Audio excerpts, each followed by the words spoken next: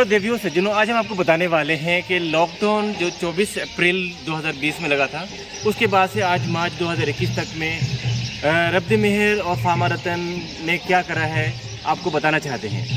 जब 24 अप्रैल को हम पटना से आए थे दिल्ली, तो बिल्कुल माहौल अलग था। ऐसा लग रहा था कि कोई वार का सिचुएशन है। बहरहाल हम दिल्ली आए और दिल्ली जब हम एयरपोर्ट पे आए तो हमारे को टैक्सी नहीं मिली। बहरहाल एक टैक्सी भी मिली लास्ट में, और हमें 5,000 रुपये में लेकर के रोहिणी छोड़ा उन्होंने। जब लॉकडाउन लग गया उसके बाद समझ लीजिए कि इंसान तो इंसान से डरने लगा, और इंसान को देख करके वो कट लेता था रास्ता, और हाथ मिलाना दूर की बात है, सलाम करने में भी डरते थे। बहरहाल उस वक्त हम लोगों ने कोशिश ये करा कि हम लोग लोगों को सपोर्ट करें, स्पेशली जो मज़दूर थे और जो डेली वेजेस वाले थे उनको हम हेल्प करें। लेकिन दिल्ली सरकार ने हम लोगों को कोई भी पास नहीं दिया, रब्दी मेहर को कोई पास नहीं दिया, जबकि हम लोगों ने कितनी बार कोशिश करा कि हमें पास मिले। तो डॉक्टर वासिफ खान ने बहुत हिम्मत का काम किया और एम्बुलेंस लेकर के वो यूपी निकले, और यूपी में जा कर के वहाँ से यूपी सरकार ने हम लोगों को परमिशन दिया, क्योंकि पास होता था, बिना पास के जाने से 5 लोगों का पास दिया था। तो वहाँ पे डॉक्टर वासिफ और उनकी पूरी टीम ने जा कर के मज़दूरों की पूरी सेवा करी, घर घर जा कर के उनकी सेवा करी। तो ये बहुत अच्छा काम किया। फिर जब हम लोग मज़दूर जाने लगे दिल्ली से वापस अपने गांव की तरफ, तो उस वक्त भी हमें बहुत सपोर्ट मिला। लकीली क्या हुआ कि हमारे घर के सामने से ही बस जाने लगी, तो उस वक्त में हम लोगों ने क्या करा कि उनको पूरी सपोर्ट दिया। हम अनीता और हमारी सासू माँ ने मिल करके पूरा सपोर्ट दिया उनको, खाना पीना, कपड़ा लत्ता, चप्पल, पैसे, सब कुछ दिया उनको, और बहुत दिल खुश हुआ कि उनको कुछ देने का हमारे को मौका मिला और हम लोगों ने कुछ अच्छा काम करा। तो इससे इंसान को एक बड़ा सपोर्ट मिल जाता है। और उसके बाद देखिए क्या हुआ कि लॉकडाउन की सिचुएशन में सबसे टच में रहे हम। 2 महीने तक यूएस टीवी पे रहे और कोरोना की अपडेट देते रहे और इंडिया की अपडेट देते रहे। और रियली मैं तो तारीफ़ करूँगा इंडियन मैन्युफैक्चरर का, इंडियन गवर्नमेंट का, इंडियन रेगुलेटर्स का स्पेशली, और जितने भी जो भी केमिस्ट हैं, ड्रगिस्ट हैं, और सारे लोग जो भी देशवासी हैं, सब लोगों ने बहुत तन मन धन से जान निछावर करके देश में भी लोगों की सेवा करी है, और देश के बाहर भी कहीं भी किसी मेडिसिन की कमी ना हो, इसकी कोशिश पूरी रही है। और भाइयों मैं बताना चाहूँगा आपको कि इंडिया एक ओनली कंट्री है वर्ल्ड में जिसने पूरी दुनिया में दवाइयों का ख्याल रखा, और गर्व की बात है कि इंडिया में एक भी मेडिसिन की कमी नहीं आएगी। कहीं पर से कोई ये नहीं कह सकता है कि कोई मेडिसिन की इंडिया में कमी हो गई। इंडिया में कोई भी मेडिसिन की कमी नहीं हुई। तो ये सारा श्रेय किसको जाता है? गवर्नमेंट को भी जाता है। और जो इंडस्ट्री है, फार्मा इंडस्ट्री में देखिए, जब भी लॉकडाउन हुआ था, तीसरे दिन लोगों ने प्रोडक्शन शुरू कर दिया, और अप्रैल से रेगुलेटर्स ने जो ऑफिस जाना शुरू किया है, सुबह कब होती है, शाम कब होती है, रात कब होती है, उन लोगों ने संडे मंडे ट्यूसडे सुबह शाम नहीं देखा है। उन लोगों ने दी जान से काम किया है, और at the end of the day हम लोगों ने वैक्सीन भी इन्वेंट किया। तो दुनिया में इंडिया का नाम बहुत रोशन हुआ है। भाइयों हम बताना चाहेंगे कि जब हम अक्टूबर में निकले, हम और अनीता जब हम लोग निकले अक्टूबर में इंडस्ट्री में मिलने के लिए, तो हम लोगों ने सबसे पहले शुरुआत यूपी से करी थी। और यूपी में जिस मैन्युफैक्चर के पास हम गए थे, जेडस के पास में, इतना अच्छा मैन्युफैक्चर जिसका कोई जवाब नहीं। आज तक मैं इतने अच्छे मैन्युफैक्चर से नहीं मिला। उन लोगों ने जो एक्सपोर्ट के लिए हमारे को सपोर्ट दिया, हैंड टू हैंड उन्होंने सैंपल दिया, हैंड टू हैंड उन्होंने डॉक्यूमेंट दिया, और फटाफट हमने रजिस्ट्रेशन में भेजा और फटाफट रजिस्टर्ड हो गया। तो मैं ये कहूँगा कि वक्त बदल रहा है, हालात बदल रहे हैं। लोग ये नहीं कहे कि अब यूपी में काम नहीं होता है, यूपी में भी काम होता है। आपकी आंखों की ज़रूरत है कि आप अपने आंखों को खोल के रखें, दिमाग को खोल के रखें, इन्फॉर्मेशन को देखें कि काम सब जगह हो रहा है।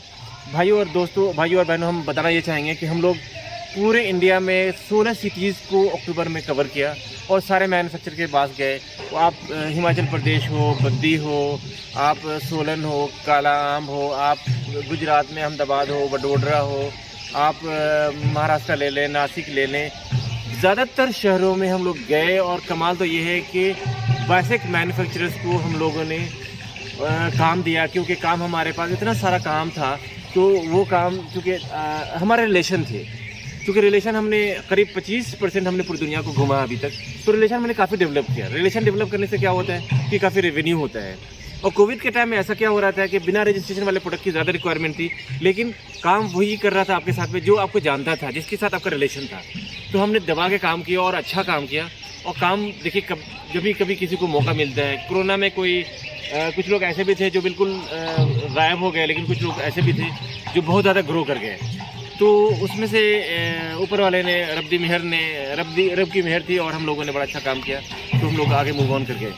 भाई और बहनों, मैं ये बताना चाह रहा हूँ कि इंडिया इकोनॉमी आज के डेट में जब मैं जाता हूँ, चाहे वो किसी भी 5 स्टार होटल में जाइए, आप देखिए, जब हायत अहमदाबाद ले लीजिए, वडोदरा ले लीजिए, लखनऊ ले लीजिए, मुंबई ले लीजिए, रेडियंट मुंबई ले लीजिए, आप रेजियस ले लीजिए, आप यहाँ पे वेलकम रिसोर्ट ले लीजिए जोधा, जहाँ पे आज हम आपके साथ में बात कर रहे हैं। ये वेलकम होटल है जोधपुर में, राजस्थान में। और इसी तरह से हमने लगभग 5 स्टार होटल में हम रुकते थे, ताकि सेंस ऑफ सिक्योरिटी और सफाई वगैरह का पूरा ख्याल रहे, हम उन कंप्रोमाइज़ नहीं करते थे।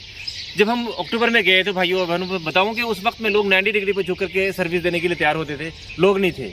लेकिन आज मैं बताता हूँ कि आज का हिंदुस्तान बदल गया है, आज का वक्त बदल गया है, और आज लोगों के पास में टाइम नहीं है। आज नाश्ता करने के लिए जाए तो लाइन लग करके नाश्ता मिलता है। तो मैं आपको बताना चाहूँगा कि इंडिया में इकोनॉमिक ग्रोथ, मैं गारंटी के साथ कहता हूँ कि इंडिया में इकोनॉमिक ग्रोथ बहुत ज़्यादा अच्छी होने वाली है, बूम पे जाने वाली है। अगर 11% मैक्सिमम ग्रो करी है इंडिया की जीडीपी ने, तो ये भी क्रॉस कर सकता है और 20% भी जा सकता है। हमें और आपको बस एक ही चीज़ करना है कि हम इंडिया में कोई ज़ात पात, कोई धर्म को बीच में ज़्यादा ना लाएं, पॉलिटिकली ज़्यादा इन चीज़ों को उछाले ना, तो ज़्यादा अच्छा है। और सरकार से भी हमारी निरोध है कि लोग ज़्यादा कोई भी ऐसे टॉपिक को ना लें कि इलेक्शन के फ़ायदे के लिए अगर आप ज़्यादा कोई भी टॉपिक को लेते हैं, तो कोशिश ये करें कि वो हिंदू मुस्लिम ज़्यादा कोई टॉपिक ना हो, बल्कि ऐसा कोई कानून बना दीजिए कि हिंदू मुस्लिम पे कोई डिबेट ना कर सके, कोई जात बात पे कोई डिबेट ना कर सके। इन सब चीज़ों को बंदिश कीजिए, क्योंकि हमें ग्रो करना है। और हकीकत में हमारे पास जो मटेरियल है वो ऐसा मटेरियल है कि हम लोग एक गुरु हैं और ग्लोबल गुरु हैं। हम लोगों को देश को दिशा देना है, दुनिया को दिशा देना है, और हमें ग्रो करना है। भाइयों और बहनों, मैं बता दूं कि ग्रोथ इंडिया की बहुत अच्छी होने वाली है। आप सबसे गुजारिश है, जिनका बिजनेस जा चुका है या जिनके जॉब जा चुके हैं, घबराएं ना, कोशिश करते रहें, अप्लाई करते रहें, बिज़नेस के लिए भी कोशिश करते रहें। ये बहुत अच्छा वक्त आ गया है और आप सब लोग वापस आप ट्रैक पे आएंगे और फिर से एक बड़ी इकोनॉमिक बूम होगी, और ऐसी इकोनॉमिक बूम होगी जिसका कोई जवाब नहीं है। मैं एक चीज़ बता देना चाहता हूँ, इंडिया का इमेज आज के डेट में लाइफ लाइन के नाम से जाना जाता है। इंडिया के लोग सल्यूट करते हैं, क्योंकि इंडिया ने दुनिया को लाइफ लाइन दिया है, दुनिया को मेडिसिन दिया है और दुनिया को वैक्सीन भी दिया है। आज हम वैक्सीन इन्वेंशन के मामले में इंडिया, यूएस और यूके, चाइना और रशिया को हम लोग साइड करते हैं, क्योंकि चाइना और रशिया पर लोगों को उतना ज़्यादा ट्रस्ट नहीं होता है। लेकिन इंडिया, यूके और यूएस का नाम आज पूरे वर्ल्ड में लिया जा रहा है कि अच्छे काम कर रहे हैं, इनोवेशन का काम कर रहे हैं, भलाई का काम कर रहे हैं, जान बचाने का काम कर रहे हैं, मानव सेवा कर रहे हैं। तो आज इंडिया हमारा बिल्कुल बदल चुका है। ऐसे इंडिया में आज हम लोग रह रहे हैं जो सिर्फ सपनों का देश है, और ये सपना सिर्फ हम हिंदुस्तानी नहीं देख रहे हैं, बल्कि पूरी दुनिया हमारे साथ मिलकर देख रही है।